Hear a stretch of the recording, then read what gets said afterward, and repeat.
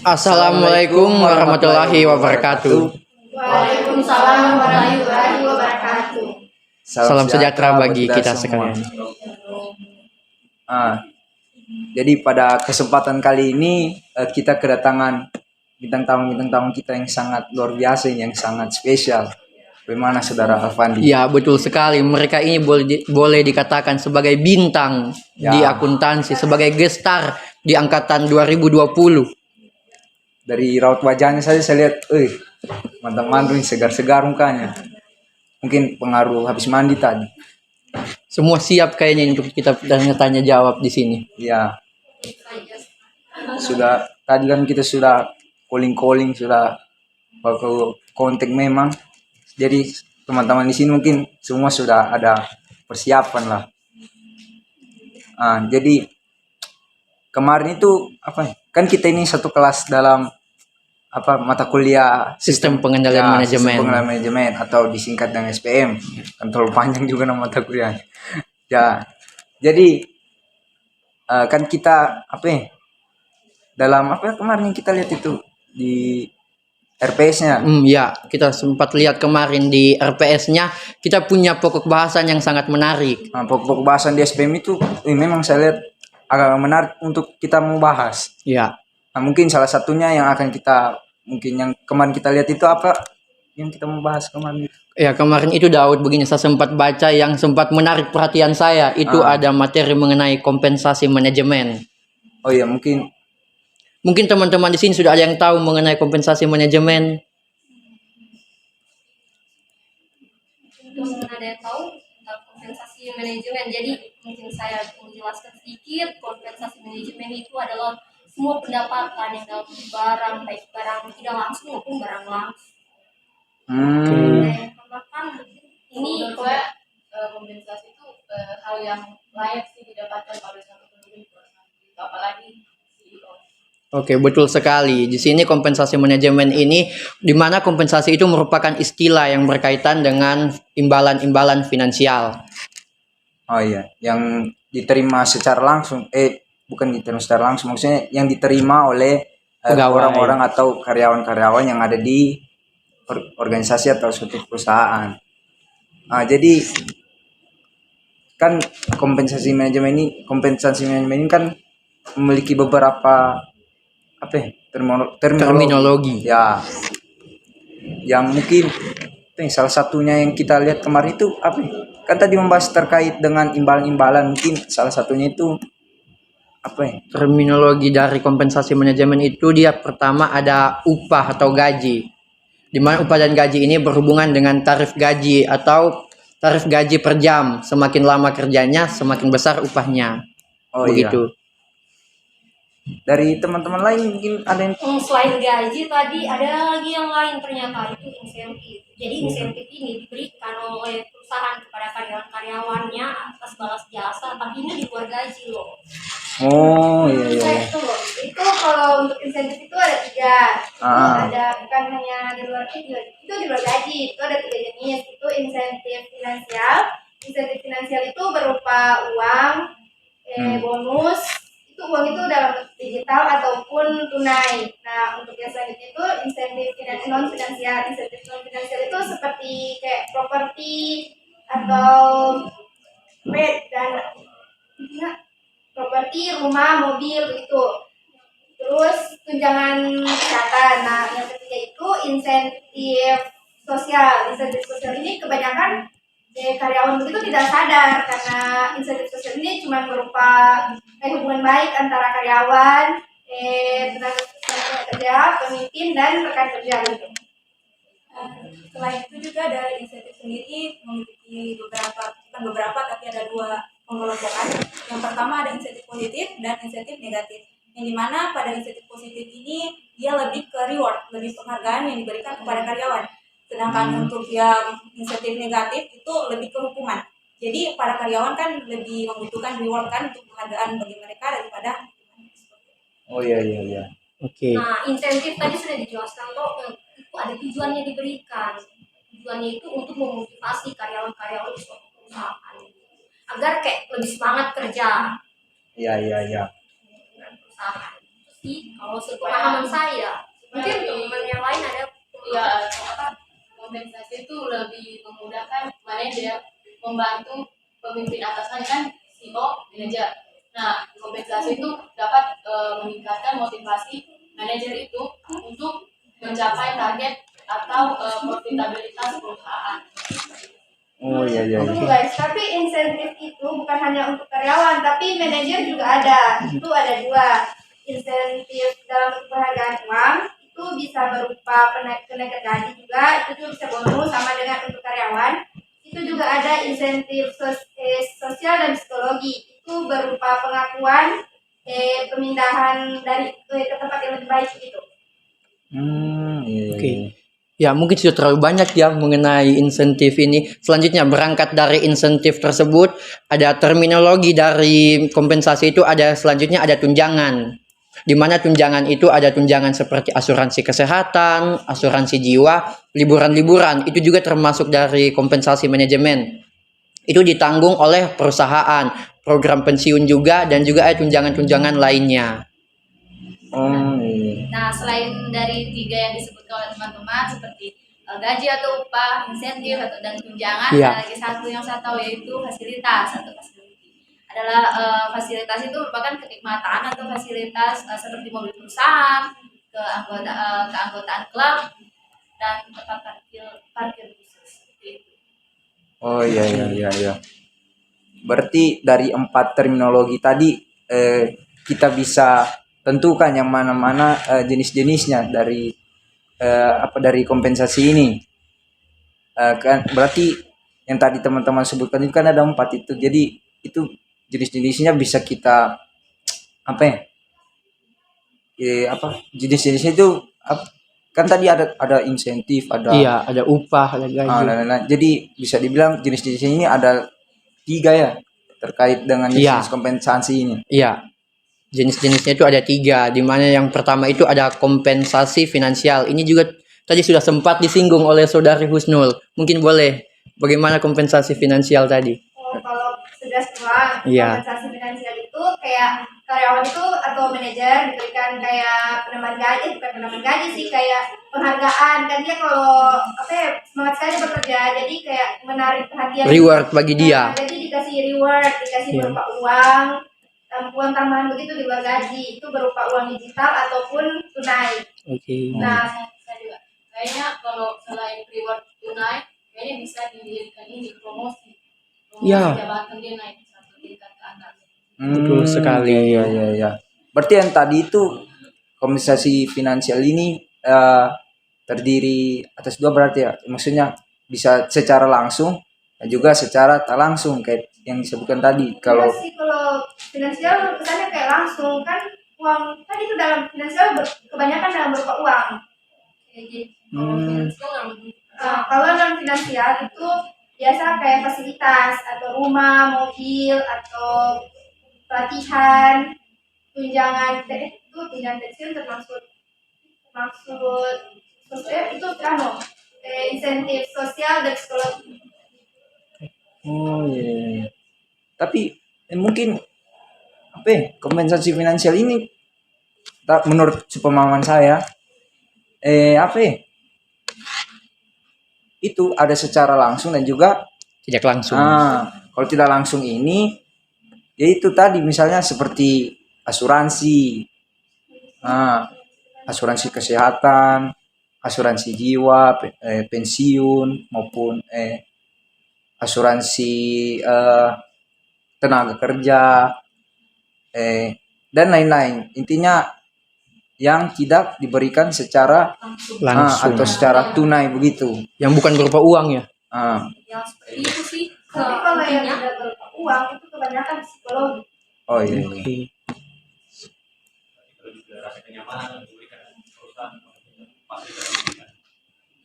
yang diberikan oleh perusahaan kepada karyawannya kan. Oh iya.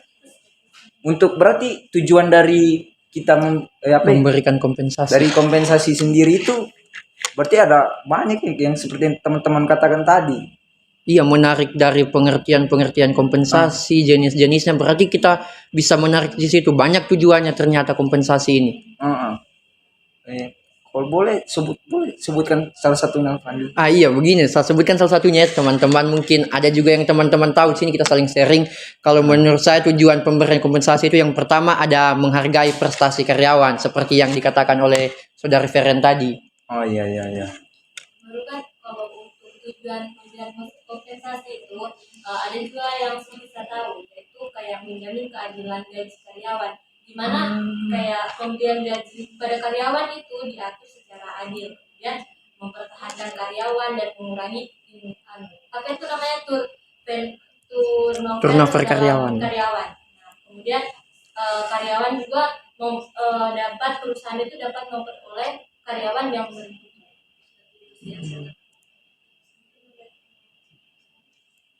Oh iya, mungkin itu tadi ya tujuan dari pemberian apa ya, kompensasi tersebut kan.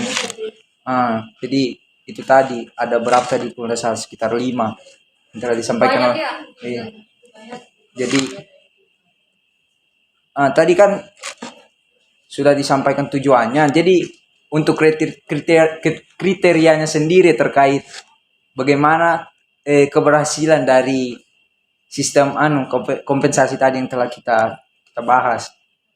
Nah, jadi kan maksudnya ini apa yang untuk kriterianya ini, jadi di sini apa ya, kita bisa menarik pertanyaan terkait kriteria keberhasilan sistem kompensasi ini.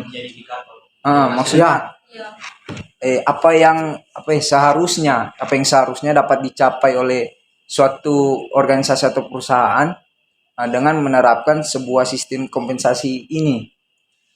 Mungkin dari teman-teman Menurut saya itu seperti apa akibat dari diberikan kompensasi itu kayak dampak diberikan kompensasi jadi perusahaan ini jadi bagaimana? menurut saya perusahaan mungkin lebih mendapatkan laba lebih banyak, karena kan perusahaan itu ketika dia mendapatkan laba itu dari kinerja perusahaannya, yaitu yang termasuk kinerja karyawan, kinerja pemimpinnya juga. Jadi kan ketika kompensasi diberikan itu memicu meningkatnya motivasi. Ya, karyawannya makin rajin. Makin melaksanakan tugasnya itu dengan baik. Betul. Karena ya, apa yang dia dapat juga ya worth it begitu untuk apa yang dilakukan. Jadi karyawan lebih sejahtera gitu. Ya, meningkatkan kesejahteraan karyawan. Dengan peningkatan kesejahteraan karyawan itu, perusahaan dapat mempertahankan karyawan-karyawan yang bermutu di perusahaan supaya perusahaan semakin maju kan. Iya, dan juga tujuan-tujuan dari perusahaan tersebut bisa tercapai. Ya, dapat dipungkiri ya, gaji itu menjadi satu motivasi untuk orang melaksanakan pekerjaan apabila gaji yang diberikan itu banyak. Banyak atau lebih kayak sesuai dengan apa yang dia lakukan. Saya manajer, uang saya harus banyak karena saya manajer, karena saya memimpin karyawan-karyawan di bawah saya. Oke, Sesuai dengan sepakat. jabatannya, Bram. Oh iya. Jadi gini, saya Iya, silakan. kan kita bicara ini tentang kompensasi Iya. kan. Nah, tadi kan disebutkan apa saja kan kompensasi itu ada gaji, tunjangan kesehatan dan lain-lain. Terus ada kompensasi insentif kan. Oh iya. Nah, jadi kita bicara fokus ke kompensasi insentif. Nah, jadi dari kompensasi insentif ini mempunyai karakteristik. Nah, jadi dari 3 komponen tadi itu ada gaji, tunjangan, kompensasi insentif. Itu yang paling berhubungan dengan pengendalian itu kompensasi insentif. Itu. Jadi di kompensasi insentif ini ada 2, ada yang jangka panjang, ada yang jangka pendek. Nah, kalau rencana insentif yang jangka pendek yang itu tadi rencana yang diberikan untuk manajer untuk meningkatkan motivasinya dan mengikat manajer itu agar bisa tercapai profitabilitas perusahaan, itu rencana insentif jangka pendek. Nah, kalau untuk insentif jangka panjang sendiri, nah metode ini memberikan hak pada pemegangnya untuk membeli saham pada jangka waktu tertentu. Ya. Nah, terkait rencana insentif jangka pendek itu terbagi atas 3, yaitu yang pertama itu ada metode carryovers, terus total cash bonus dengan kompensasi tertunda. Nah, 3-tiganya itu punya kelemahan dan keuntungan masing-masing. Berarti apa yang telah disampaikan oleh teman-teman tadi itu tujuannya itu sama semua, maksudnya sama-sama untuk mencapai tujuan dari suatu perusahaan. Tujuan utamanya sih itu berhasil dari suatu perusahaan. Ya, dan juga untuk mensejahterakan karyawannya. Jadi terkait dengan kan tadi itu masih dalam apa ya, pembahasan secara Bahan umumnya. ruang lingkupnya. Jadi kita mungkin akan membahas lagi lebih ke dalam lagi tentang kompensasi ini. Kita seperti akan apa. menggali mengenai kompensasi ini, kita akan bahas mendalam. Ya, benar sekali saudara Fandi. Jadi maksudnya begini, supaya kita juga bisa paham, bisa memahami lebih dalam terkait dengan apa itu kompensasi manajemen. Mungkin apa ya poin pertama yang akan kita membahas ini terkait apa, saudara Fandi? Ya, mungkin poin-poin yang pertama ya akan kita bahas itu mengenai hasil riset dan insentif organisasi. Oke, jadi kan insentif dari suatu organisasi sebelum itu kita bahas kembali atau kita lebih perjelas apa sih insentif itu adalah suatu bentuk kompensasi yang diberikan oleh perusahaan itu kepada karyawannya untuk memicu motivasi ini di luar gaji loh. Nah, sebelum kita memberikan insentif itu atau sebelum perusahaan memberikan insentif, tentu harus ada riset yang dilakukan. Jadi, Nah, untuk dari risetnya sendiri itu masing-masing pada organisasi perusahaan itu membutuhkan riset, yang dimana pada riset tersebut itu dibutuhkan untuk menemukan fakta-fakta ataupun fakta-fakta sebagai suatu proses investigasi yang dilakukan secara aktif, dan juga sebagai pembuktian atau pengujian kebenaran dari hal-hal yang diteliti tersebut, yang didalami tersebut. Oke. yang diteliti di sini tuh yang dimaksud insentif. Oh iya. Jadi insentif ini dia sebagai bisa dibilang juga sebagai pembuktian dan pengujian kebenaran dari hal yang telah disampaikan oleh teman-teman tadi ya. Jadi untuk fungsi utamanya sendiri dari insentif ini bagaimana? Untuk memacu atau menurunkan motivasi kepada karyawan, tapi selain itu Fungsi utamanya juga itu memberikan tanggung jawab dan dorongan. Jadi untuk memberikan tanggung jawab dan dorongan ini kepada siapa, yaitu kepada karyawan dari perusahaan ataupun organisasi tersebut. Jadi seperti itu. Oh iya. Oke, tentunya untuk mendapatkan hasil-hasil itu tadi kita harus memotivasi lah orang dalam memajukan tujuan dari organisasi tersebut. Ya, kira-kira menurut teman-teman bagaimana sih cara memotivasi orang-orang dalam memajukan tujuan organisasi tersebut? Untuk saya, Oke. yaitu dalam suatu organisasi pasti memerlukan motivasi, yaitu kuncinya yaitu dalam berperilaku atau dalam sikap. Jadi tujuan organisasi itu terletak pada cara insentif organisasi yang terhubung dengan tujuan individu. Jadi untuk insentif sendiri itu dapat digolongkan menjadi dua, yang saya jelaskan di awal tadi, ada insentif positif dan insentif negatif. Yang dimana yang positif ini lebih mengarah ke reward atau penghargaan, dan untuk yang insentif negatif itu lebih ke hukuman seperti ya. Oh berarti yang apa yang telah disampaikan tadi, berarti insentif ini tadi apa? Bisa digolongkan menjadi ada insentif positif dan juga ya. Untuk terkait dengan insentif ini pengelompokannya apakah ada terkait dengan pengelompokan insentif Nah, untuk sendiri? pengelompokan dari insentif sendiri tadi yang sudah saya jelaskan yang dua tadi, yaitu insentif positif dan insentif negatif. Jadi pengelompokannya itu hanya dua, yang positif dan negatif. Berarti yang positif itu dia seperti penghargaan dan yang negatif itu hukuman. Ada juga insentif hukuman ya, ternyata. Sebenarnya hukuman itu kan juga bisa dibilang untuk bagi kita. Misalnya saya kerja, salah ini, ditegur oleh saudara Alfandi ini sebagai manajer saya. Amin. Saya, ini salah, berarti saya harus lebih ke depan itu lebih benar lagi supaya apa saya kerjakan ini tidak ditegur lagi. Nah, bisa dibilang seperti itu lah. Jadi memotivasi untuk melakukan yang lebih baik. untuk mencegah hubungan itu. Oke. Berarti dia ini apa ya? Seperti sanksi begitu. Ya. Oh, iya. Cuman bahasanya lebih diperhalus menjadi insentif negatif. Wah, hebat. Memang luar biasa. Ya, terus kira-kira bagaimana sih hasil dari riset terhadap insentif itu? Kan sebelum diterapkan insentif Iya. tentu dilakukan dulu riset. Toh ternyata berdasarkan riset yang telah dilakukan itu ada beberapa poin yang ditemukan. Itu yang pertama, ternyata individu atau karyawan itu lebih termotivasi ke yang positif, insentif positif. Pastinya. Pasti. Selain itu,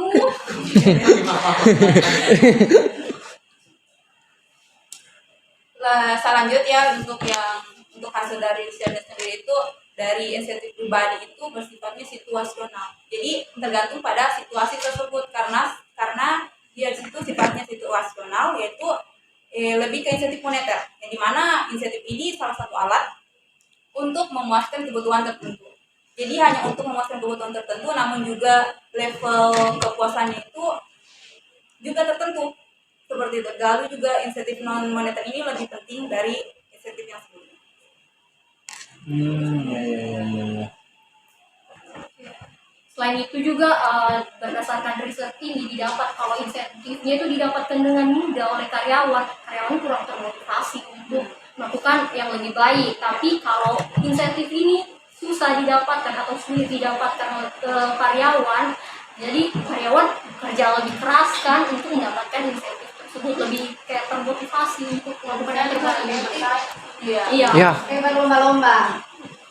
Berarti ada tantangan-tantangan khusus yang harus dorang buat supaya ini insentif ini bisa jadi dapat untuk dorang ya, agar supaya perusahaan juga maju, dua-dua jadi diuntungkan, betul. karyawan dan perusahaan.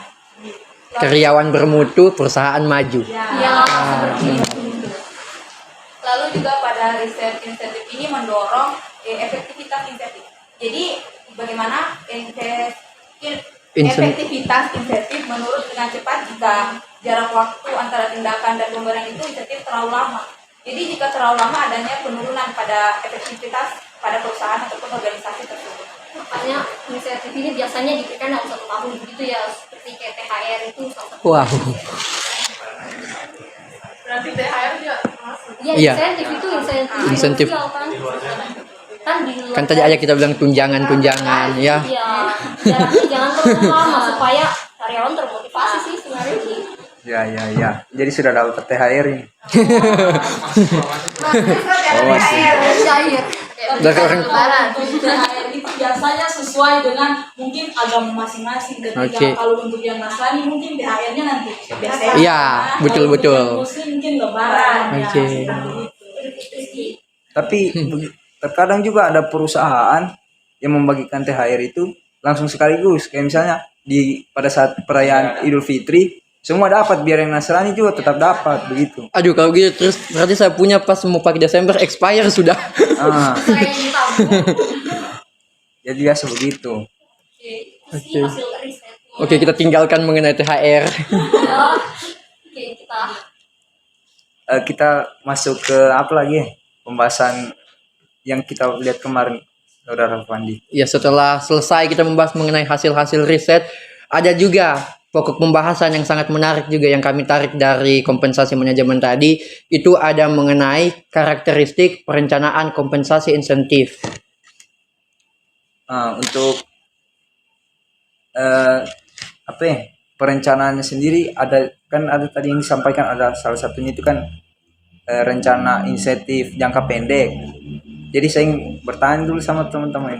Saya jelaskan tadi itu rencana insentif yang sudah saya jelaskan tadi. Ya. Rencana insentif jangka pendek itu perencanaan yang diberikan untuk manajer yang termotivasi dan untuk meningkat manajer itu untuk diberikan dorongan untuk mencapai target atau profitabilitas perusahaan tadi yang seperti saya bilang. Nah, rencana insentif jangka pendek itu terbagi atas 3 yang tadi seperti yang saya bilang. Yang pertama, metode total kantong bonus. Yang kedua, metode carry overs, dan yang terakhir itu kompensasi tertunda. Nah, metode yang total kantung bonus itu merupakan bonus yang dibayarkan kepada karyawan yang memenuhi kualifikasi dalam 1 tahun tertentu. Kalau carry over itu dia fleksibel. Jadi pemberian bonusnya itu didasarkan rumus pemberian bonus yang sudah ditentukan oleh perusahaan dan juga berdasarkan kebijakan atau peraturan dari Dewan Komite Komisaris itu.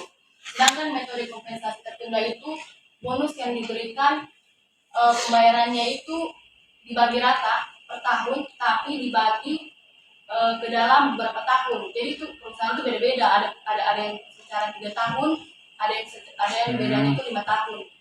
Jadi kompensasinya itu tertunda, bukan tahun anggaran itu diberikan. Sorry. Tahun ajaran mahasiswa sekali ya kita tahun ajaran.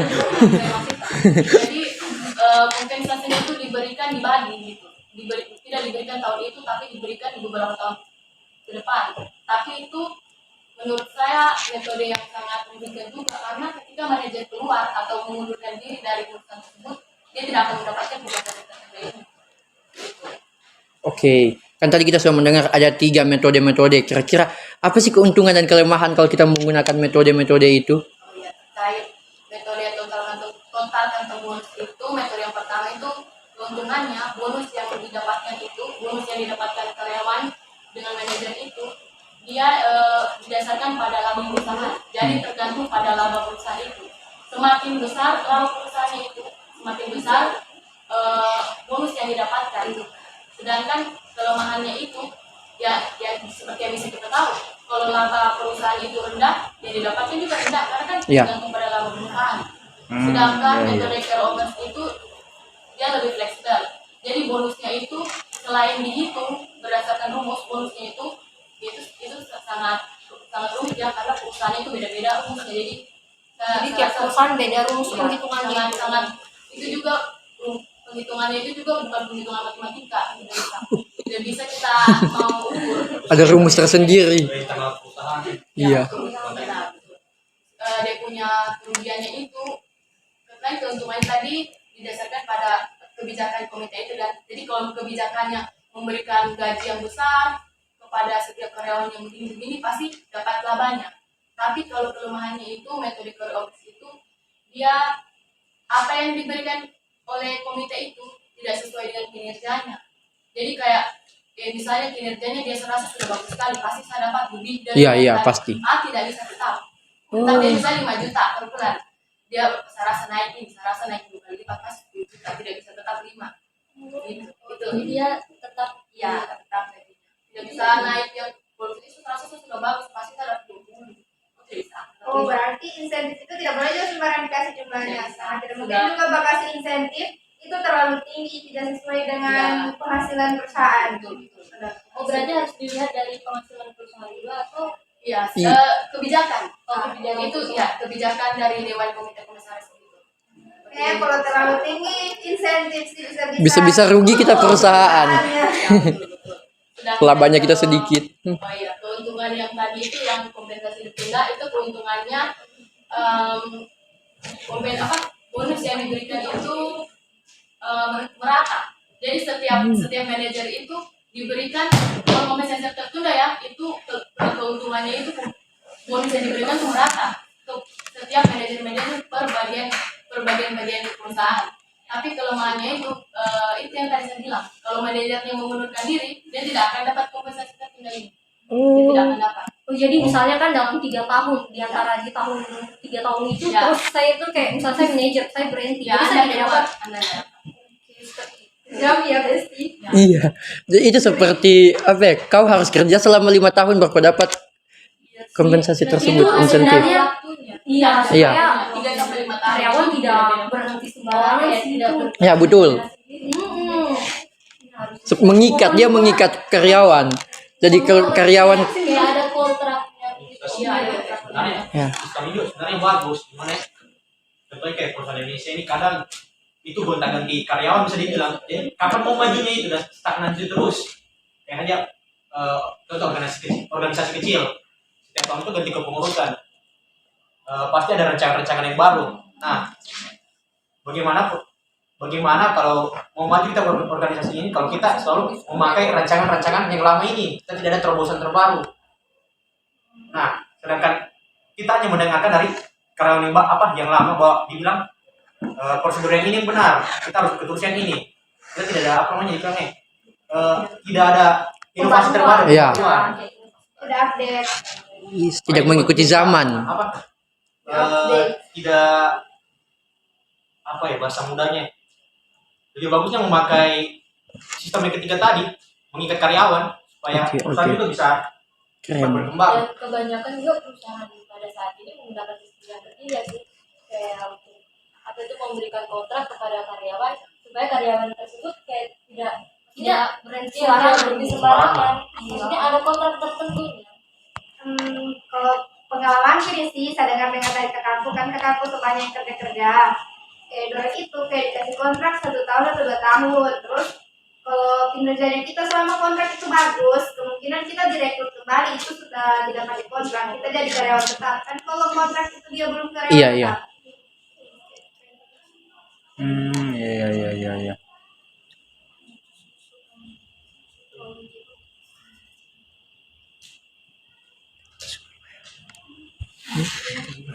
Iya.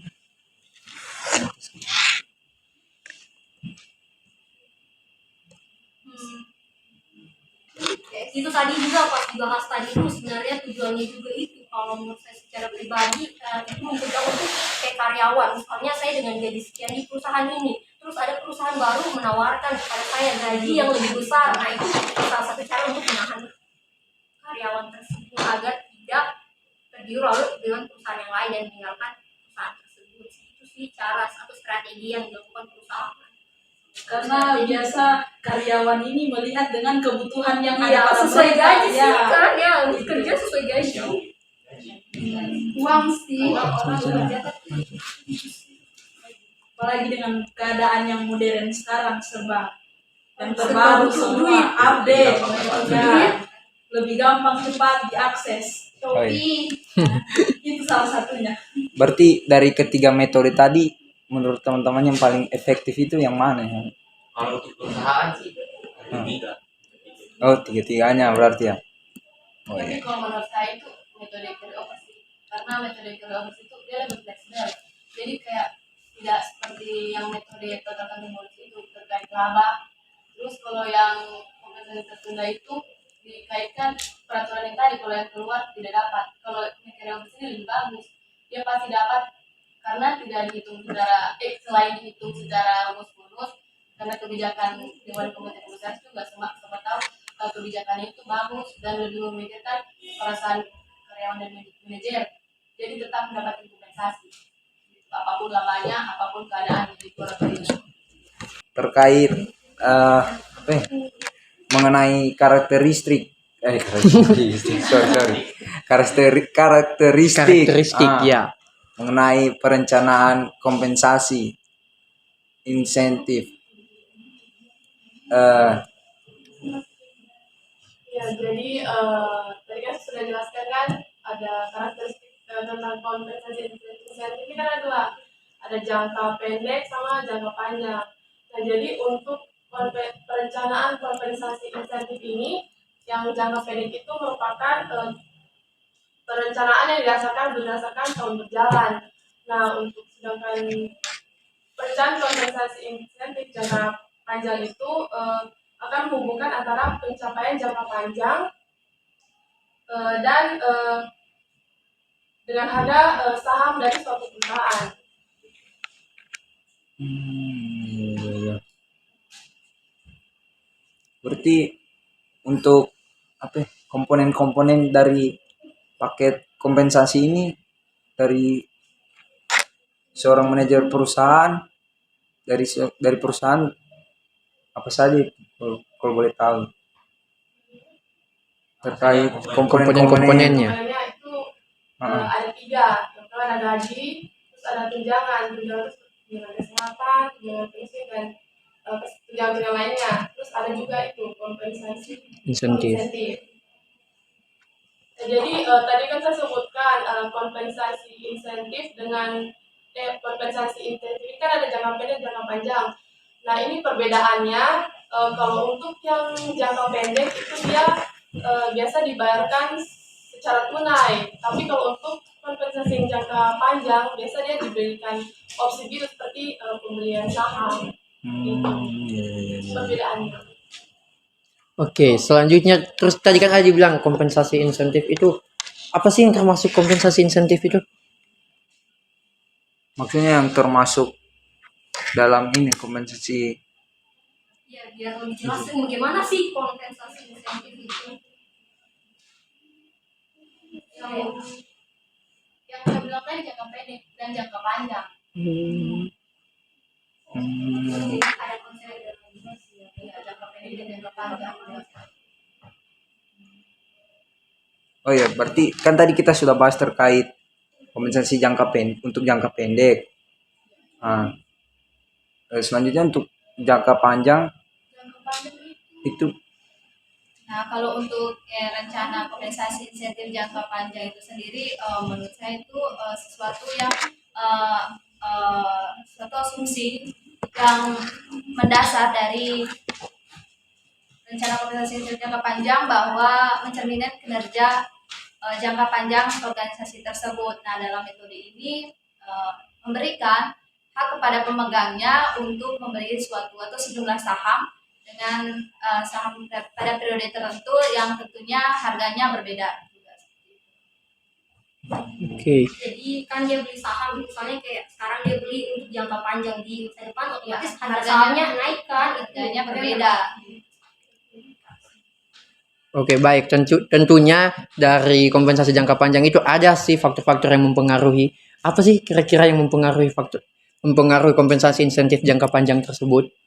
Untuk yang mempengaruhi rencana kompensasi insentif jangka panjang itu sendiri seperti perubahan undang-undang pajak penghasilan, perubahan dalam perlakuan akuntansi, kondisi pasar saham, dan banyak faktor lainnya juga. Nah, konsekuensinya ini rencana kompensasi jangka panjang ini dari waktu ke waktu itu akan berbeda.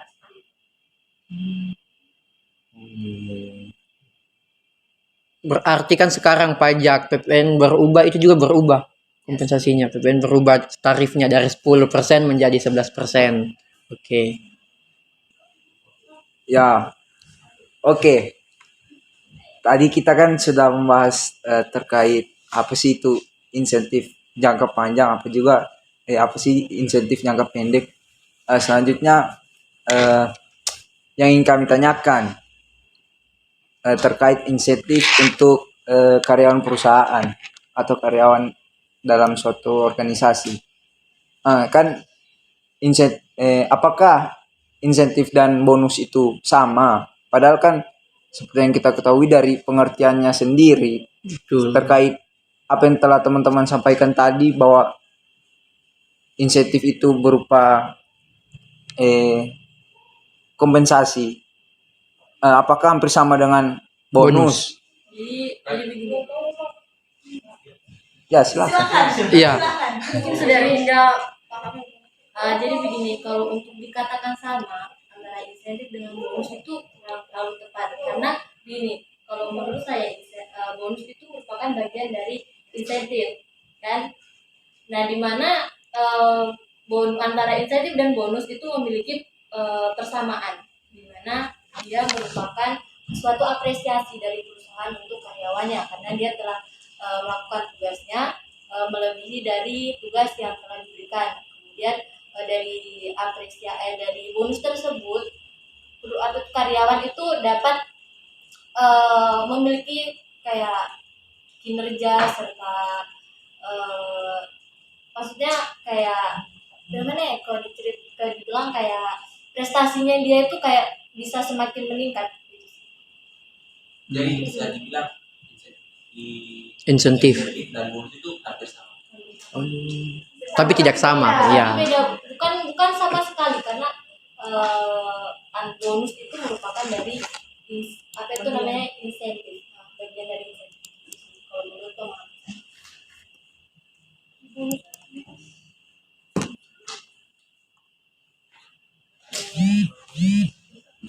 Untuk Berarti manfaat dari insentif ini terhadap karyawan ini banyak juga ya, bukan? Berarti salah satunya itu bisa menambah apa ya, kinerja dari karyawan tersebut juga bisa menjadi lebih baik lagi ke depannya. Namanya uang berpengaruh. Oh iya. Jadi kalau tidak ada uang, Ya, Kan ada fasilitas, ada mobil, ada rumah. kan tadi sudah kita ketahui bahwa manfaat dari insentif untuk karyawan itu kan sangat banyak. Iya. Karyawan juga bisa sampai rela untuk melakukan sesuatu itu sampai di luar tugasnya. Bisa jadi seperti itu. Kalau boleh tahu untuk tips-tipsnya sendiri, Tips dalam memberikan insentif. kalau boleh tahu itu seperti apa ya? Maksudnya bagaimana tips-tipsnya? Kalau menurut saya yang pertama itu sesuaikan jenis insentif atau apa yang kita berikan itu dengan kebutuhannya karyawan. Karena biasa kan latar belakang karyawan itu berbeda-beda. Mungkin ada yang sudah di atas atau yang masih di bawah, yang masih pemula, dan masih banyak yang karyawan-karyawan yang lain. Jadi harus disesuaikan dengan apa yang mereka butuhkan supaya jangan nanti kita kasih yang lain ternyata yang mereka butuhkan lain, tapi saya rasa kalau untuk uang semua butuh ya. selain itu insentif itu sebenarnya diberikan itu berdasarkan posisi karyawan tersebut apa jabatannya. Itu sih yang salah satu yang dilihat dalam pemberian insentif menurut saya. Berarti dalam pemberian insentif ini perusahaan itu juga harus adil ya dalam memberikan insentif ini kepada. Iya. Ya, kalau teh ada kok mau di demo. Oke, berarti insentif bukan hanya untuk karyawan, ada juga untuk manajer-manajer. Ya, Begitu. semua yang ada di dalam suatu Oke. perusahaan. Tapi untuk nominalnya pasti berbeda. Iya, tergantung tunjangan jabatannya. Sesuai yang sudah dijelaskan tadi, pasti berbeda. Tanggung jawabnya tinggi. Oh iya. Oke, next. Selanjutnya kita mau bertanya terkait apa yang kemarin kita itu saudara Alfandi. Ya, kita akan membahas ya mungkin mengenai insentif yang untuk manajer. Kan tadi kita sudah bahas mengenai untuk karyawan. Untuk selanjutnya itu untuk mengenai insentif untuk manajer unit bisnis. Ya, kira-kira bagaimana sih kriterianya untuk manajer unit bisnis? Ya, jadi kalau untuk kriteria kinerja pada manajer unit bisnis ini, dia itu ada 6. Yang pertama ada kriteria kinerja keuangan, terus yang kedua periode waktu, kemudian yang ketiga non keuangan, yang keempat itu berdasarkan beratnya tugas yang dibebankan kepada manajer tersebut. Kemudian yang kelima ada pendekatan penentuan bonus, terus yang terakhir ada pembayaran bonus. Oke, ya mungkin tadi sempat dibilang mengenai pendekatan penentuan bonus ya. Oke, bagaimana sih pendekatan penentuan bonus itu? Ya maksudnya itu kayak yang tadi disinggung sama saudari Karen, Iya. itu kayak ada kriteria-kriterianya atau kayak ada peraturannya untuk menentukan bonus itu sendiri. Mungkin kepada saudara Daud mengenai insentif untuk manajer ini sudah jelas ya. Sudah banyak tadi. Sudah sangat banyak penjelasan-penjelasan mengenai insentif teman-teman. untuk manajer. Oke. Kemarin saya juga sempat membaca ada pokok bahasan yang sangat penting yang tidak kalah penting dengan pembahasan-pembahasan sebelumnya. Dia mengenai teori agen. Mungkin teman-teman ada yang tahu mengenai teori keagenan. Ini juga menyangkut dengan kompensasi manajemen. Oke. Saya boleh menjelaskan mengenai teori agen ini. Teori keagenan ini menjelaskan hubungan antara hubungan agensi yang muncul ketika satu orang atau lebih, atau bisa disebut itu prinsipal yang membuat agensi tersebut memkerjakan orang lain, bahasa lainnya agen, untuk memberikan suatu jasa dan kemudian mendelegasikan wewenang pengambil keputusan kepada agen tersebut. Jadi contoh nyatanya itu yang mudah itu begini, teman saya Olvi sebagai pemilik fotokopi. Iya. Saya sebagai karyawannya, karena Olvi sibuk, dia tidak bisa langsung turun tangan memfotokopi atau menghandle pekerjaan langsung itu. Dia memperkerjakan saya sebagai agennya, sebagai karyawannya. Nah, singkatnya seperti itu atau gampangnya mudah dipahami teman-teman. Oke. Ya, dari pengertian dari apa sih definisi mengenai teori agen itu kira-kira Kenapa sih perusahaan-perusahaan menggunakan teori agen itu? Yang pertama ya, yang pasti itu untuk meningkatkan kerjasama atau untuk mengontrol dari pihak prinsipal, dari pihak pemilik kepada karyawan yang dipekerjakan. Jadi kita mempunyai kontrak kerja bisa dibilang dengan adanya teori agen ini memudahkan kita mengontrol karyawan kita dan juga sebagai acuan untuk menilai apakah kita punya karyawan ini berkompeten tidak di bidangnya yang kita berikan ini. Jadi kita bisa istilahnya rolling lah, ketika satu karyawan kita tidak cocok di tempat ini, kita bisa menukarnya di tempat yang lain. Seperti itu secara mudahnya. Mungkin teman-teman lain ada menambahkan? Menurut saya cukup jelas yang disampaikan oleh Ray. Berarti teori keagenan ini harus ya diterapkan dalam perusahaan. Ya, harus sih sebenarnya. Karena ini sebagai tadi yang saya jelaskan di awal, sebagai pengontrol dan juga sebagai istilahnya sebagai acuan seorang manajer dalam mengatur karyawannya, atau ya sebagai SOP-nya, standar operasional pekerjaan, sebagai acuan dalam menyusun SOP-nya. Kalau mudahnya kita bisa mengetahui bagaimana karyawannya kita, apakah cocok atau tidaknya, apakah dia nyaman dengan pekerjaan tersebut. Seperti itu gunanya teori agen ini. Oke. Tadi kan terkait teori agen yang telah disampaikan oleh Rin tadi terkait teori agen. Nah, tentunya dalam teori teori agen ini kan pasti diterapkan oleh suatu perusahaan. Bagaimana apa saja kalau kan pasti dalam penerapan tersebut pasti ada kemunculan dalam suatu masalah terjadi dalamnya. Nah, kalau boleh tahu bagaimana sih masalah keagenan ini bisa muncul?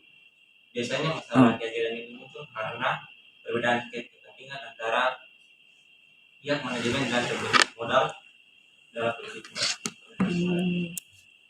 Manajemen sebagai Agen. dari pemilik modal memiliki perbedaan pendapat begitu dengan pemilik modal. Jadi kayak perbedaan pendapat di dua pihak itu ya. Agensi problem. Nah, begini. Perbedaan kepentingan. Nah, teori agen ini sebagai bisa dibilang jembatannya. Ketika ada sebuah problem antara manajer dengan karyawan, di situ kita bisa dengan tadi kan ini sebagai acuannya kita membuat SOP ketika ada masalah datang. Nah, SOP yang kita buat berdasarkan teori ini bisa sebagai jembatan dalam menyelesaikan masalah yang timbul antara yang manajer dengan karyawan. Oke. Tadi sempat disinggung mengenai masalah-masalah dalam teori agen atau agency problem. Ya, kira-kira mungkin dari teman-teman ada yang mengetahui bagaimana cara mengatasi kemungkinan kalau agency problem itu terjadi. Seperti yang dibilang dari awal tadi, untuk mengurangi itu ya palingan kita harus memberikan sebagai manajer begitu, kita harus memberikan penghargaan atau hukuman. Dan yang kedua menurut saya kita menggunakan utang sebagai sumber pendanaan. Apakah ada yang Selain itu, teman-teman lain silakan. Ya silakan Reinwar. Saya. Oke, untuk Agency problem. ya ini untuk masalah ini gunanya ini bisa dibilang untuk sebagai pengawasan atau bisa dibilang juga yang bisa saya jelaskan tadi ketika ada karyawan kita yang bermasalah atau ada kita punya bidang atau suatu apa dalam perusahaan ya, suatu seksi atau suatu perusahaan itu bermasalah. Nah, disinilah gunanya teori agensi ini. Kita bisa mengetahui apa saja yang menjadi kendala-kendala setiap karyawan tersebut, kita bisa mengambil kesimpulan dan memutuskannya. Dan juga sebagai pemberian reward, tadi sudah dijelaskan tadi mengenai kompensasi dan bonus. Nah itu juga sebagai acuan bahwa kita bukan hanya bekerja. Kita bekerja pasti ada tujuannya. Kita bekerja untuk mendapatkan gaji. Selain gaji itu kita pasti menginginkan hal lain dalam perusahaan. Contohnya saya tidak gimana ya, nyaman itu tidak tercipta dari yang itu tercipta dari bagaimana kita mengkondisikan dirinya kita dalam perusahaan tersebut, sehingga dengan agensi problem ini kita bisa memecahkan bagaimana sih saya membuat nyaman diri saya di perusahaan tersebut agar saya betah, dan juga supaya saya bisa menyalurkan saya punya ide-ide agar perusahaan tersebut maju. Nah, itu mungkin bisa saya tambahkan. Oh iya. Berarti intinya cara mengatasi agensi problem ini yaitu dengan cara menyamakan kepentingan manajemen. Nah, iya. Ya. Kita utamakan kita punya tujuan. Untuk apa kita ini? Contohnya kayak perusahaan jasa yang bergerak di bidang apa ya? Servis AC. Tujuan kita ini untuk apa? Untuk memuaskan pelanggan dengan servis, untuk memperbaiki kerusakan yang terjadi kalau suatu waktu pelanggannya menelpon. Nah, kita samakan dulu kita punya tujuan itu.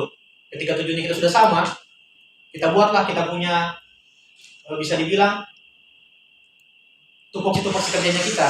Saya di bagian ini, kau di bagian ini, sehingga Paham. dari setiap program kita ini menyatu bisa untuk mencapai tujuannya kita ini. Iya. Oke, mungkin itu dari saya. Oke, sepertinya mengenai teori agen ini sudah sangat jelas ya kita bahas. Jadi pada diskusi kita kali ini, pada sharing-sharing kita kali ini, kita ditutup oleh materi mengenai teori agen. Pada sharing kita kali ini, kita sudah mengetahui mengenai yang pertama itu kompensasi manajemen, di mana kompensasi manajemen tersebut memiliki pokok-pokok bahasan. Yang pertama tadi ada hasil-hasil riset dan insentif, yang kedua ada karakteristik perencanaan kompensasi, dan yang ketiga ada insentif untuk karyawan, ada juga insentif untuk manajer unit bisnis, dan yang terakhir tadi yang baru saja kita bahas mengenai teori agen. Oke, demikianlah. Nah, jadi kayaknya semuanya sudah sangat jelas karena sudah pertanyaan-pertanyaan tadi yang ada tertanam dalam pikirannya kita sudah semua dijawab. Oke, sudah secara sangat menjawab. jelas dan luar biasa bintang-bintang tamu kita pada kesempatan kali ini. Luar biasa semua. Memang mahasiswa-mahasiswa cerdas memang. Oke, baiklah. Demikianlah untuk sharing kali ini telah selesai, dan kami gestar akuntansi pamit undur diri. Untuk selanjutnya, see you pada podcast selanjutnya. Dadah. Sampai ketemu di jurusan akuntansi. Sip.